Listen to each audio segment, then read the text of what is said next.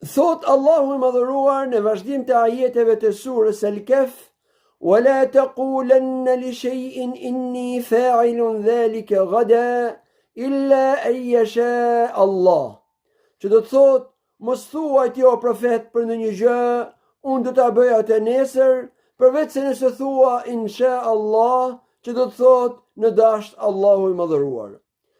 Këto fjalë, sipas komentuesve të Kuranit, janë porosi që Allahu i madhëruar ja jep profetit e tij sallallahu alaihi wasallam në lidhje me premtimet që u bën njerëzve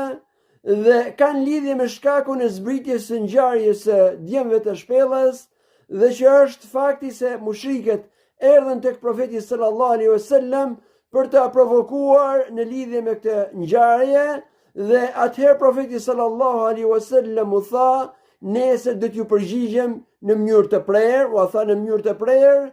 dhe kjo pastaj u bë shkak që të vënohej shpallja për 15 ditë.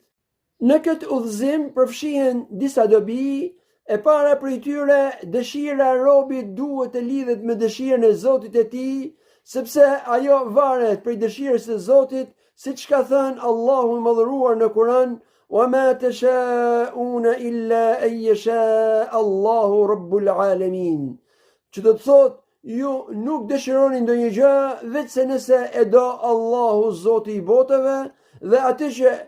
e do Zoti i botëve nuk e di askush, kështu që dëshirat me patjetër duhet të lidhen me dëshirën e Zotit ton. E dyta, fjala insha Allah në lidhje me veprime që përmbajnë premtime dhe zotime, largon përgjegjësinë e mos përmbushjes së tyre kur janë jashtë mundësisë së robit, sidomos në rastet e tilla si ky profetit sallallahu alaihi wasallam, ku sfidohej vërtetësia profecisë së tij. Nëse kjo nuk do përmbushej, atëherë ajo do kishte prasoja të rënda për të. E treta, kjo fjalë kur thuhet, është shkak për realizimin e dëshirës së robit, sepse atëherë zemra lidhet me Zotin e botëve, në dorën e cilit janë të gjitha mundësitë. Këtë fjalë kur e harroi profeti Sulejman alayhis salam, kur dëshiroi të shkonte me gratë e tij që secila të lind një kalorës në rrugë të Allahut madhëruar,